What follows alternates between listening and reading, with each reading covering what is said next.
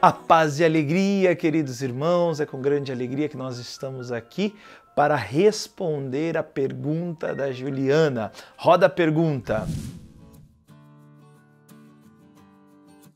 Benção, Padre. Meu nome é Juliana, sou afiliada da Crise do Tico. Eu venho de uma doutrina evangélica e tenho uma pergunta para o senhor, uma curiosidade que eu tenho. O porquê que vocês rezam a missa do 7º dia? E desde já eu agradeço o senhor pela resposta. Muito obrigada. Fica com Deus. Deus te abençoe, Juliana. Poxa, que coisa boa que você, vindo de proveniência evangélica, faz essa pergunta, tem essa curiosidade. Vai ser um prazer poder responder isso para você, Juliana, e também para todos aqueles que acompanham o nosso canal, esse momento de catequese tão profundo, tão bom, que nos enriquece e nos faz conhecer mais a fé e a doutrina. Vamos lá! A primeira coisa que eu gostaria de deixar claro é que esse costume de rezar pelos fiéis defuntos vem já dos antigos cristãos, desde o primeiro e sobretudo do segundo e terceiro século da fé cristã. Esse hábito de rezar pelos fiéis defuntos já é uma tradição na igreja. Isso já é um hábito já desde os primeiros tempos. Então, isso é bom que fique claro para nós. Tinha até que se colocava nos túmulos em algumas frases do tipo essa, que cada amigo que veja isso reze por mim, ou seja, que cada amigo que vem perto desse sepulcro reze por mim, reze pela alma. Então, isso é uma coisa já que é importante colocar. Depois, outra coisa importante é entendermos as motivações pelas quais nós rezamos a missa de 7º dia. A primeira coisa delas é a analogia que se faz com o número 7. Nosso Senhor que fez o mundo em 6 dias e no 7º ele repousou, descansou. Ou seja, esse repouso, ele faz uma analogia àquele que será o repouso eterno, o descanso eterno. Tanto que na tradição da igreja, a gente reza nos funerais, quando nós fazemos as exéquias, essa oração: dai-lhe, Senhor, o repouso eterno e brilhe para ele a vossa luz. Então, nós desejamos na sua morte, na morte do fiel que viveu aqui a vida em Cristo, para que ele possa repousar no Senhor, em vista do Senhor, da vida do Senhor. Então, esse também é um dos motivos pelos quais nós fazemos a missa do 7º dia. Então, nós coroamos esse 7º dia de oração, concluindo com a Santa Missa. E também é um hábito, sobretudo em alguns outros países, por exemplo, eu que morei muitos anos na Europa, na Itália, se fazia muito a missa de corpo presente. Os funerais eram feitos na igreja e a missa se fazia com o corpo presente. Isso era um hábito corriqueiro, por exemplo, na Europa. Já aqui no Brasil, existe o hábito da missa do 7º dia. Então, esse é um dos motivos pelo qual nós rezamos a missa do 7º dia. Porém, não é só esse. Os outros motivos também estão ligados à Sagrada Escritura. E eu gostaria de meditar com vocês, por exemplo, Gênesis capítulo 50, no versículo 10, diz assim: chegando a Gorém, Atad, que está além do Jordão, aí fizeram uma grande e solene lamentação, ou seja, um momento de luto, e José celebrou por seu pai um luto de 7 dias.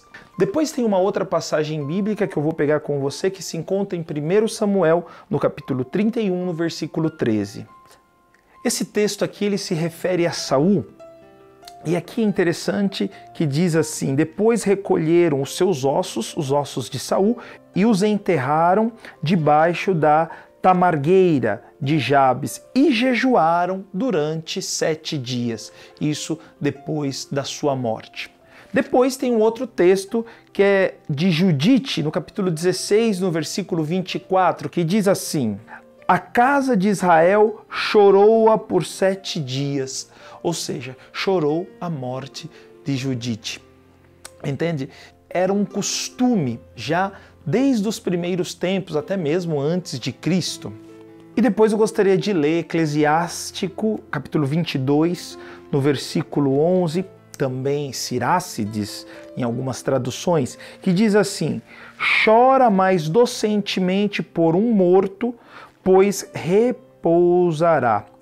Depois o versículo seguinte diz: o luto por um morto dura 7 dias. O luto por um morto dura 7 dias. Então, essas aqui são uma das bases pelas quais nós rezamos pelos fiéis defuntos para concluir esse luto com a Santa Missa.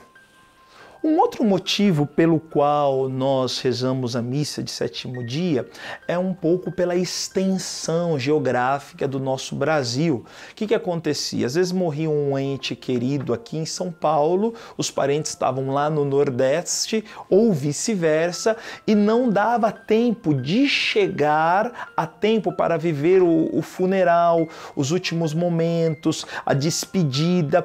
Por isso se fazia a missa de 7º dia, pelo menos para dar as devidas honras àquela pessoa que faleceu, mesmo não podendo estar presente fisicamente no funeral, no momento da sepultura. Eles estariam presentes pelo menos na missa de 7º dia. Esse também é um dos motivos pelos quais nós rezamos pelo fiel defunto. E depois, um outro motivo que é interessante é fazendo uma analogia ao ciclo lunar, porque o ciclo lunar ele muda de 7 em 7 dias e nós sabemos que toda a vida terrena da Terra ela gira em torno do ciclo lunar. E tanto é também que até a Páscoa que nós celebramos na igreja, ela segue o calendário lunar. Então, também tem esse sentido dessa transformação, essa pessoa que sai desta vida para a entrada da vida eterna. Se foi um fiel cristão que viveu as leis e os preceitos de Deus, ele vai para junto de Deus. E depois, um outro motivo também pelo qual nós rezamos, uma coisa que difere Juliana e também a todos aqueles que estão nos seguindo, é que para os evangélicos, sobretudo, existe o céu e o inferno. Nós também acreditamos que existe o céu e o inferno, mas nós cremos que para chegar no céu, nós precisamos estar perfeitos, como Deus quer que nós estejamos, nós precisamos estar no estado perfeito. E a grande maioria de nós passamos pelo purgatório, mas o purgatório é um estado que eu já falei, você pode assistir o vídeo que nós já explicamos sobre o purgatório, pelo menos uns 2 vídeos nós fizemos, nós vamos deixar aqui no card e também nas descrições que você pode estar pegando. Também esse é o motivo pelo qual nós rezamos pelos fiéis defuntos, sobretudo pelas almas que se encontram no purgatório, nesse momento de purificação, esperando a sua entrada no paraíso. Portanto, podemos até dizer que o purgatório já é o céu, porque uma hora ele vai sair do purgatório e possivelmente não, com certeza absoluta, do purgatório ele vai para o céu e ele passa por esse estado de purificação. Amém, queridos irmãos? Espero ter explicado para você, Juliana, e também para todos que têm esta dúvida. E se você tem alguma dúvida, se ficou ainda alguma indagação, nos pergunte. Para nós será um prazer respondermos a você, para crescermos juntos na fé. Não deixe de dar um like, não deixe de se inscrever no canal, não deixe de acompanhar. Todos os dias tem um vídeo novo aqui no canal. Que Deus vos abençoe e até mais!